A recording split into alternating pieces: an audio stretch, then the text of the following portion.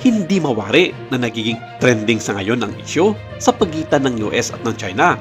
Hindi pa man formal na nakaupo sa White House ang bagong halal na presidente ng Amerika na si Donald Trump.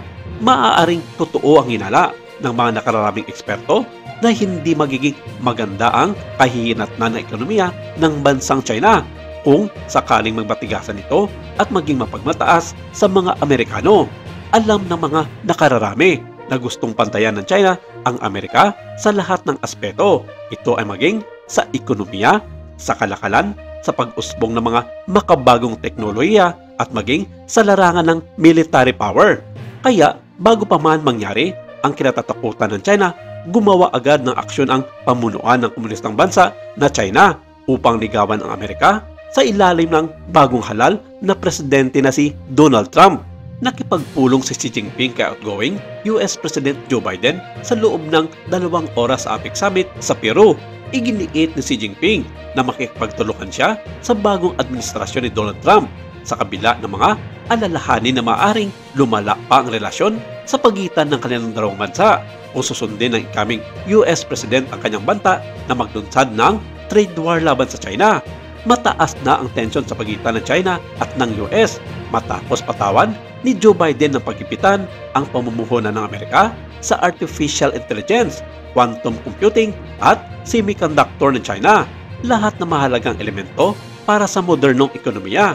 Ang pag-asam ng Trump administration na lalo pang lumaki ang mga tensyon na iyon ay may mga bansa sa buong mundo na naghahanda para sa kung ano ang maaaring sabihin nito para sa kanilang mga ekonomiya at pagsisikap na pigilan ang inflation.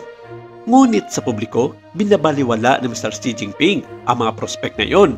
Ang layunin ng China ng isang matatag, malusog at napapanatiling relasyon ng China-US ay nananatiling hindi nagbabago. Sabi ni Mr. Xi habang binabanggit na mayroong mga pagtaas at pagbaba sa mga nakaraang taon.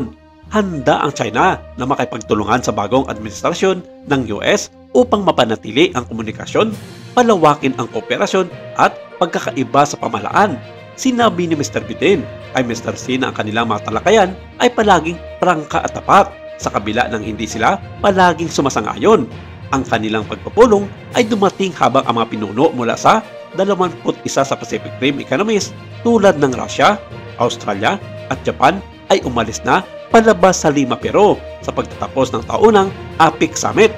Natapos ang pagpupulong na iyon sa pagkabigo ng APEC na maabot ang isang pinagkasunduan sa mga digmaan na nagaganap sa Ukraine at sa gitnang silangan habang nagkakaisa sa kanilang mga nakatagong panawagan na kontrahin ang anumang pagsisikap na maaaring gawin ni Donald Trump upang simulan ang isang pandaigdigang digmaang pangkalakalan.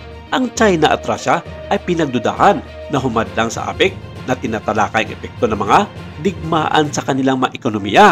Bagay naman na hindi ito nagustuhan ng superpower na US kung kaya't kumalat sa ilang mga malalaking mga in-house media sa buong mundo ang balitang pagkainis na Pangulong Trump sa pagpupulan ng APEC sa Lima, pero dahil ayon sa kanya walang kabuluhan ang mga pagtitipon na iyon sa lahat ng mga miyembro na walang nangyaring pagkakasunduan sa isyu sa Ukraine at tama ang hinala ng lahat na ginawa nito ng China na pigilan ang pagbuklat sa isyu.